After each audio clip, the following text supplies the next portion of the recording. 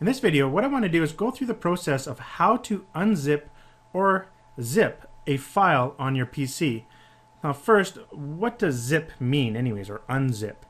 It's basically you take a file, or a bunch of files, or even a folder containing files, basically a bunch of stuff on your computer, and then you compress it into a compressed file, and that compressed file format is called a zip file.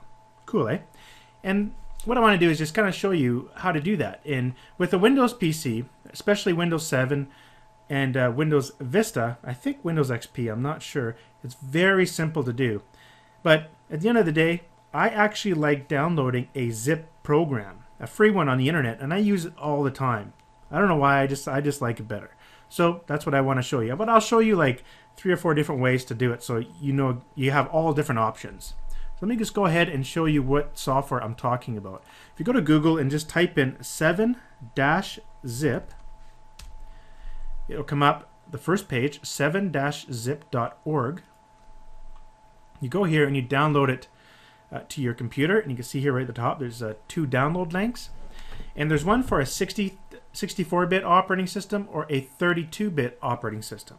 Now if you have no idea what kind of, if you have 64-bit or 32-bit, that's okay. You just go ahead and download the 32-bit. It'll work on both. But while I got your attention here, why don't I show you how you can find out whether or not your computer is a 32 or a 64-bit operating system. So I got Windows 7 here, and I'm not too sure how to do it on Windows XP anymore, but I'm going to show you here. What you want to do is go to your Start button, and then you want to go to Control Panel. And with Windows XP, of course, you're not going to see it like this. Windows Vista, I think it's still like this a little bit, but that's okay. You can search in here and just go Control Panel like that. You can usually find it. Or with the older versions, you don't even have this search option here. Go to Programs, and would it be under Accessories? I'm not sure, to be honest.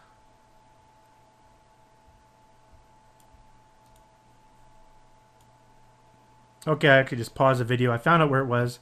You go to Programs, then Accessories, and then System Tools. I think most of the Windows operating systems have that kind of getting there that way, going Accessories and then System Tools. You can see here Control Panel. So once you bring up the Control Panel, this is what you're going to see. And I believe in the newer versions of the operating system, your Control Panel may not look like this. You may not see all these separate icons. It may look like this. I think this is the default. Then here you should be able to find System is what I'm looking for, and I don't see it here. Oh, here we go, System and Security. So click System and Security, and then here we want to look for System right here, and then here it tells me I have a 64-bit operating system right here. Cool.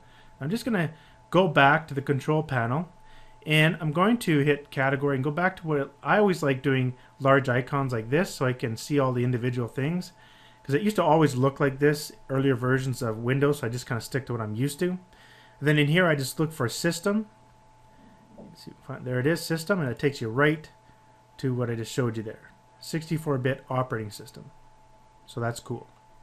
That's how you figure out what kind of, if it's 64-bit or 32-bit. But once you know that, go ahead and download the one that's good for your computer. So I'm going to go ahead and download the 64-bit one to my computer here.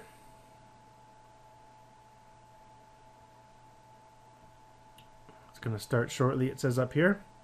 In 3 seconds, 2, 1.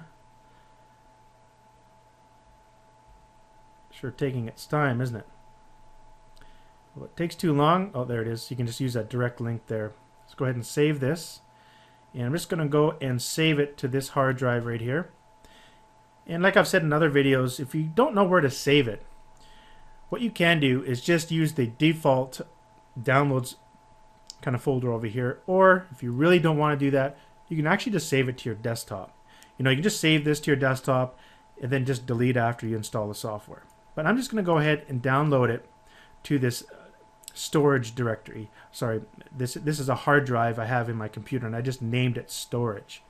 Actually, if you don't, you know what's cool? A lot of people don't know you can do this. You can rename your hard drives. You know, like an external hard drive that you plug into your computer. You can name it whatever you want. And the way to do that is actually pretty easy. You just have to right click and then select rename and then name it whatever you want. So let's go ahead and I'm going to save it here. Click save. I'm going to bring up the File Explorer. And to bring up the File Explorer on your computer, all you have to do is right-click the Start button and select Open Windows Explorer, or go to the Start menu and type in Windows Explorer. Some people get a little confused. Okay, I'm the one that gets them confused, not somebody. I'm trying to blame it on other people, but really, I get confused when I hear Windows Explorer. I always think it's the browser, you know, Windows Internet Explorer. They should have named this something a little bit better, you know. There's Windows Explorer, then Windows Internet Explorer. I don't know. Anyhow, the Internet Explorer is obviously the web browser, and this Windows Explorer is a tool to basically view your files on your computer. Let's go to that hard drive here, and here we are with that setup file. And we'll go ahead and just double click it to install. You can see that this is called a .msi. It's just an install file. It's different than a .exe file. As you can see with this file right here, it's .exe, stands for executable. It's also a setup file. With an exe file, usually what I do is I go right click and I run as administrator. Now you may not see this on your particular computer if you're not logged into your Windows as the administrator, so you won't see that. But if you do, it's always a good idea to run as an administrator. But as you see with the MSI file, when I right click, it doesn't give me that option. It just says install. So I'll just go ahead and just click install. Or you could just double click it. Double left click, that is. Click run, and I'm going to go ahead and install it. But the thing is, I've already installed it on my computer, so I don't need to. So all you do is just follow through and it'll install it. So I'm going to go ahead and just cancel the installation. And once it's installed, this is how I will zip a file. First thing I want to do is just create a file. So I'm just going to open up Notepad and I'm just going to make a plain text file. This is my file. And I'm just going to go ahead and file save. And I'm going to save it. What I'm going to do is I'm going to save it in this folder. Now here's another trick that I actually learned not too long ago. I want to go to this directory, but I don't want to go and find it. Check this out. In this window, Window Explorer over here, I can just select in this window and then right click and copy. I'll go back to this one, select here, right click and paste, hit this little arrow and boom, I'm in the same place as I am over here. Cool little thing I learned. Anyhow, let's go ahead and go my file. And we should see it there. There it is. Now this is how you compress a file using 7-zip. You right click and you should see this new little menu come up, 7-zip, and all you got to do is go add to myfile.zip. If we do that, it will zip the file, and here we go. Pretty sweet, eh? Now how do you unzip a file? You simply right click, 7-zip, and you go extract here. Now of course, the destination folder already contains this file, so I'll just go ahead and overwrite it. Another thing I like doing, because sometimes in a zip file, you may have like folders in there. Like, let me give you an example. I can actually go here, I can take this folder, I can right click, and I can actually zip up the contents of that folder. I'm not even sure, there's a bunch of videos in there. It's actually a lot of videos. So I'm just going to cancel that. Let's create a new folder. I'm going to go here and create a folder. How to do that in Windows, right click, new folder, my folder. And in that folder, I'm going to toss in my file. So I can grab my file, left click, and I'm going to drag into the folder. I'm going to compress this folder by going right click, 7-zip, and I'm going to zip it up.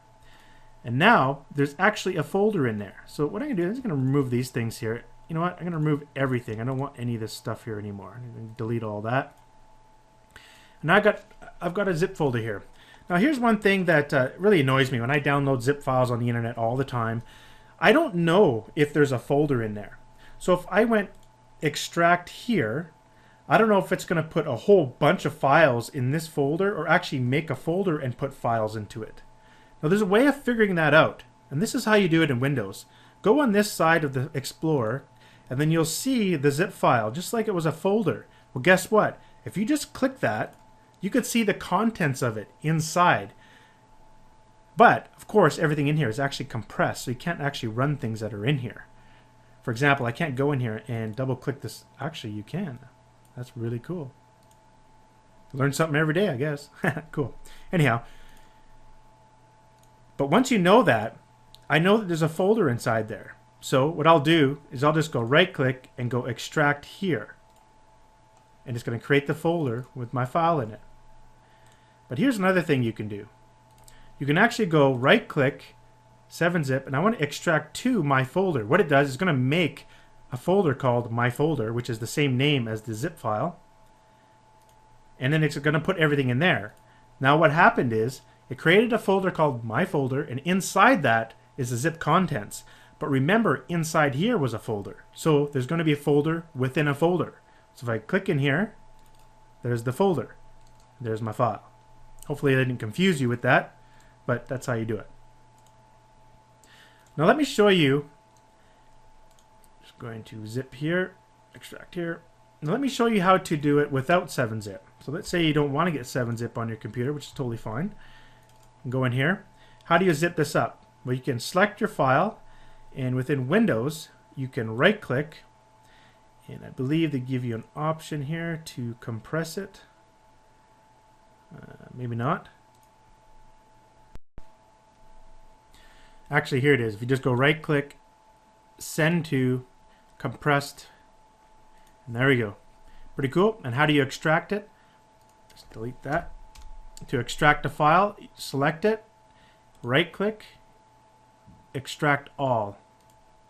It gives you an option to create a folder, extract files when complete. Yep. Extract. It actually opens up another Windows Explorer and shows you the file. And it also made a folder and put it in there.